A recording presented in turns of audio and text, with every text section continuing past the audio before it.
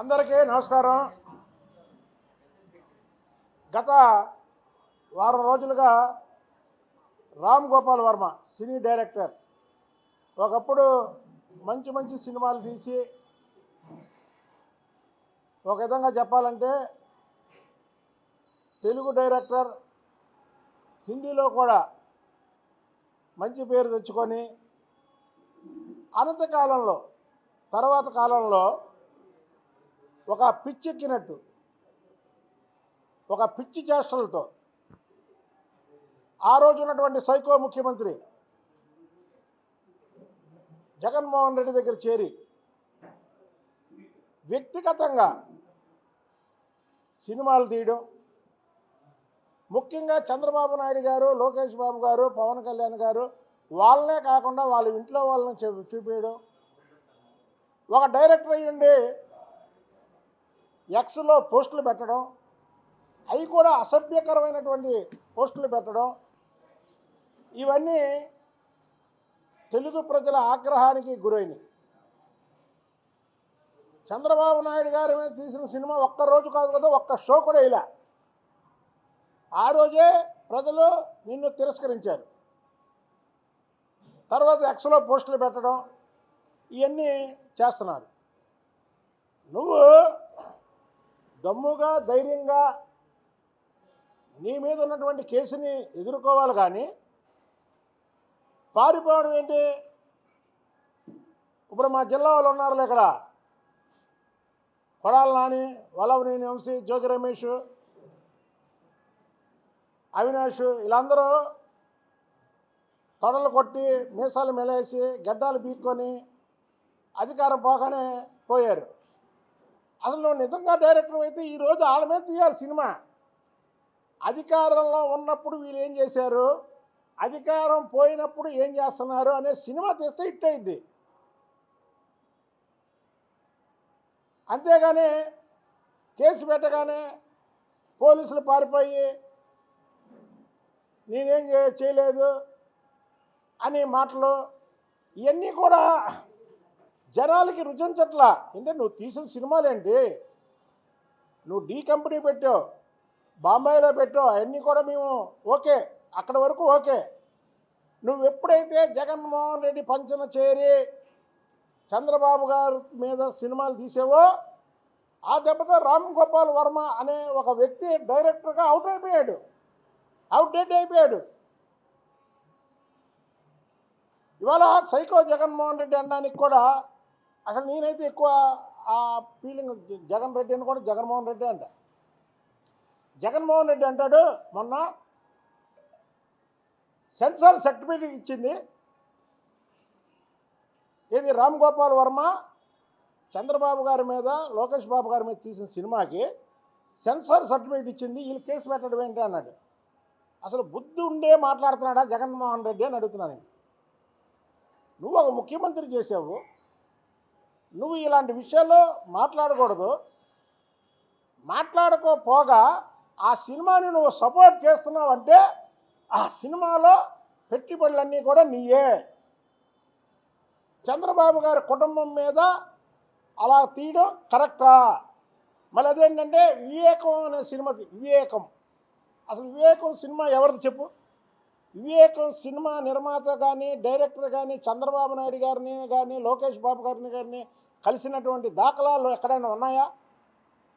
సరే, వివేకంలో నువ్వు చెప్పినట్టే వివేకం సినిమా, ఆ వివేకం సినిమాలో ఎవరైతే రాజశేఖర్ రెడ్డి గారి తమ్ముడు వివేకానంద రెడ్డి గారి కుమార్తె సునీత రెడ్డి గారు ఏదైతే చెప్పిందో అదే తీశారు. అందులో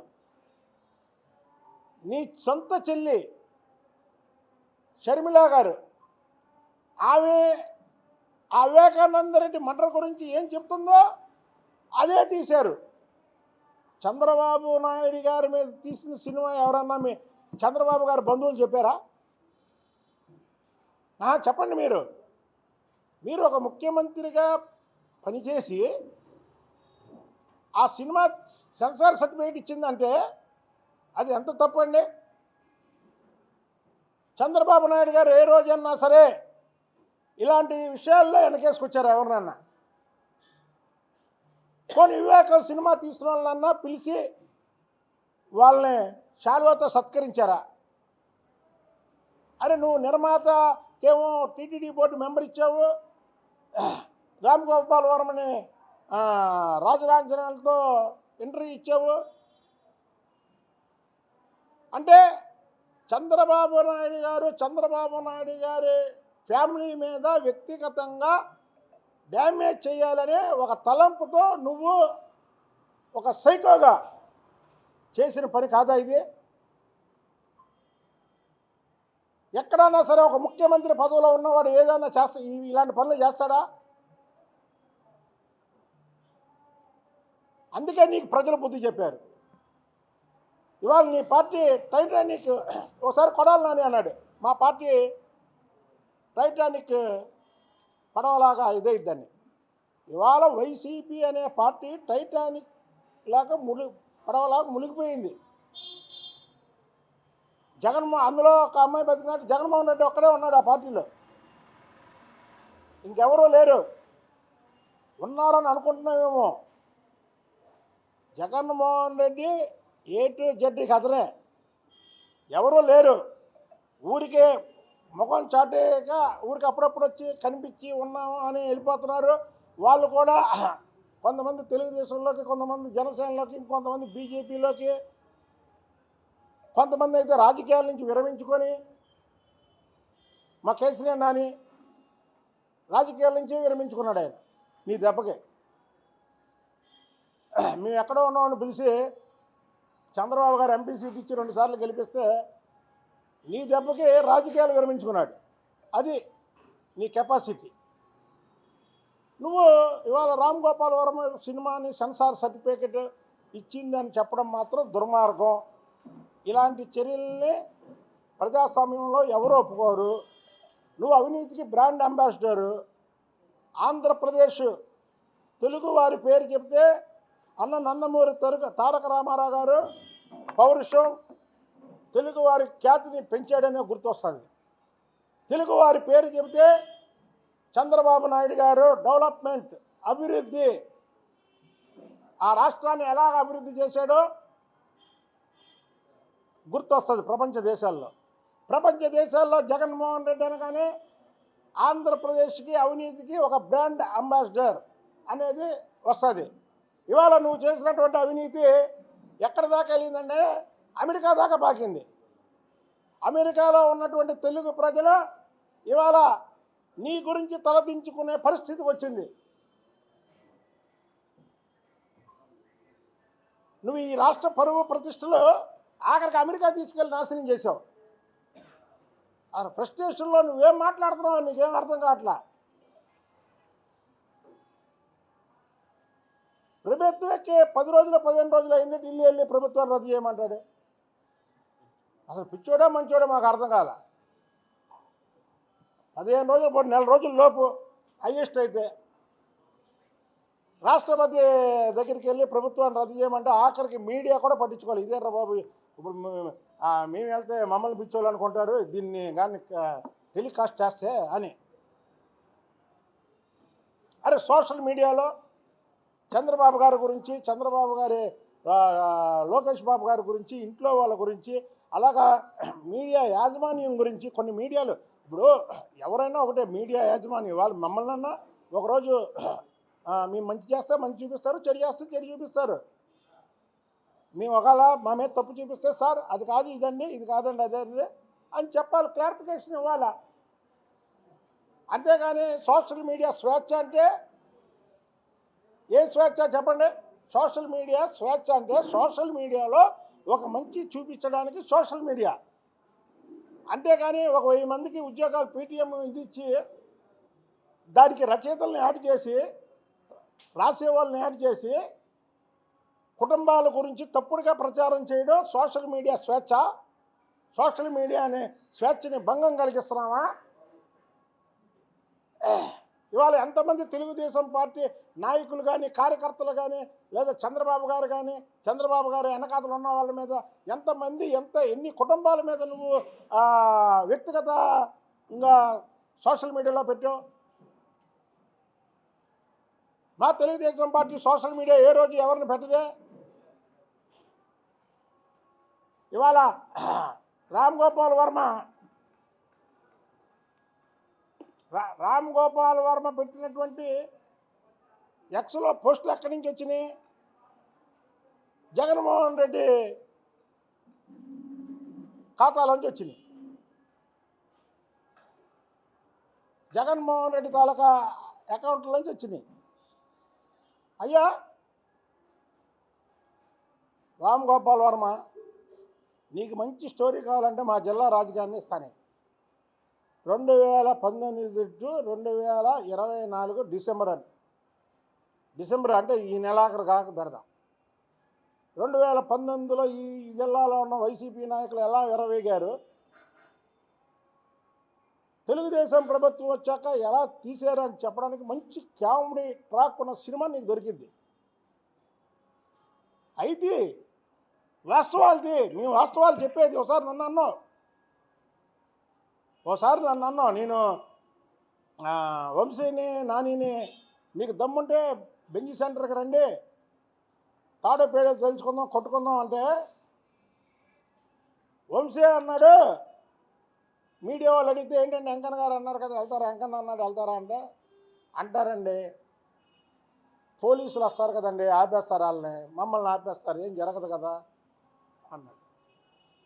సరే, మీకు దమ్ము ధైర్యం ఉంటే వాళ్ళు మా ప్రభుత్వం, మేము వస్తాం బెంచ్ సెంటర్కి, మేము పోలీస్ శాఖకి చెప్తాం, పోలీస్ శాఖను విన్నవించుకుంటాం. దమ్మున్నవాడు ఎవడన్నా రండి, మాకు ప్రతిపక్షంలో దమ్ము ఉంది, అధికారం ఉన్నా దమ్ము. అధికారం పెట్టుకొని మేము ఎప్పుడూ చేయము. ఇవాళ అధికారం అడ్డు పెట్టుకొని చేయాలంటే మీరు ఏ పుట్టలో దాక్కున్నా మిమ్మల్ని లాగేవాళ్ళం. బై బర్త్ మాకు దమ్ము ధైర్యం ఉంది, బై బర్త్. అధికారంతో వచ్చిన ధైర్యం కాదు ఇది, లేదా పార్టీలను చూసుకునే ధైర్యం కాదు ఇది. దానికంటాడు ఆ రోజు కళ్ళు తాగిన కోతిలాగా రామ్ గోపాల్ వర్మ ఒక ఇంటర్వ్యూలో, కళ్ళు తాగిన కోతిలాగా బుద్ధ వెంకన్న మాట వస్తే బెంజి సెంటర్కి రమ్మన్నా కొట్టుకుందాం అంటాడు. అరే అది కొడితే మొన్న వెనకేసుకొచ్చిన వాళ్ళు అధికారంలో ఎలాగున్నారు, అధికారం లేనప్పుడు ఎలాగున్నారో, మేము అధికారం లేనప్పుడు మేము ఎలాగున్నాము. మా ప్రాణాలు సైతం ఇక్కడ ఉన్న వాళ్ళందరం కూడా చంద్రబాబు నాయుడు గారి కుటుంబానికి అంకిత భావంతో పనిచేసేవాళ్ళం. చంద్రబాబు నాయుడు గారి గురించి ప్రాణాలు ఇవ్వడానికి మేము వెనకాడం. మేము గొప్పగా చెప్పుకుంటాం, ధైర్యంగా చెప్పుకుంటాం. చంద్రబాబు నాయుడు గారి దగ్గర పనిచేయడం మా అదృష్టం అని చెప్తాం.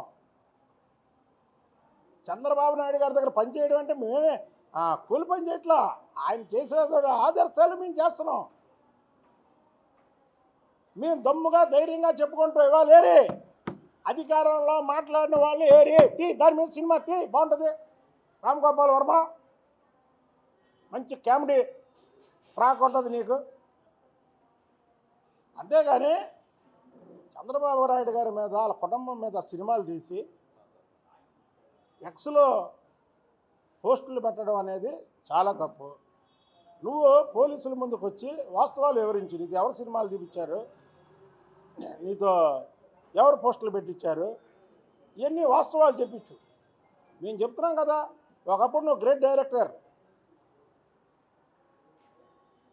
తర్వాత ఏమైంది జగన్మోహన్ రెడ్డి దెబ్బకి నీకు గ్రేట్ డైరెక్టర్ అలా చీఫ్ డైరెక్టర్ అయిపోయా. సినిమాలు చూడలేని పరిస్థితి ప్రజలు. కాబట్టి మీకు ఒకటే చెప్తున్నాం, ఎవరైనా చంద్రబాబు నాయుడు గారి జోలికి వచ్చినటువంటి వ్యక్తులు ఎవరైనా సరే నాశనం తప్ప వాళ్ళకేం ఇది జరగదు. మనం చూస్తాం, భారతదేశంలో ఎన్నో రాష్ట్రాలు ఉన్నాయి, ఓడిపోయిన వాళ్ళు తెరమరుగైపోతారు, మళ్ళీ ఇంకొకరు వస్తారు, వచ్చి మళ్ళీ ఇంకోటి చేస్తారు. కానీ ఈ రాష్ట్రంలో మాత్రం తెలుగు ప్రజలు ఎప్పుడూ కూడా చంద్రబాబు నాయుడు గారిని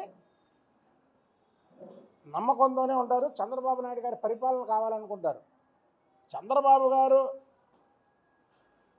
జాతీయ తెలుగుదేశం పార్టీ అధ్యక్షులయ్యి ఈ కొత్త రాష్ట్రాన్ని నడిపించగలాలి, ఈ కొత్త రాష్ట్రం అప్పుల ఊబిలో ఉంది. ఈ కొత్త రాష్ట్రాన్ని ఎలాగన్నా పైకి తీసుకురావాలని తెలంగాణలో వదిలి ఇక్కడ పెట్టాడు. కానీ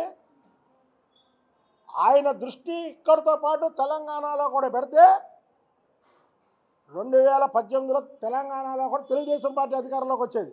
అది చంద్రబాబు నాయుడు గారి సత్తా. అండమాన్ ఉంది, అండమాన్లో మేయర్ సీట్లకు వెళ్తారు. చంద్రబాబు నాయుడు గారు రాజకీయంగా ఏదో చేసేయాలి, రాజకీయ నాయకుడిగా నేను పెరిగిపోవాలి, నా సత్తా మొత్తం చూపించాలని ఆయన ఎప్పుడు అనుకోడు.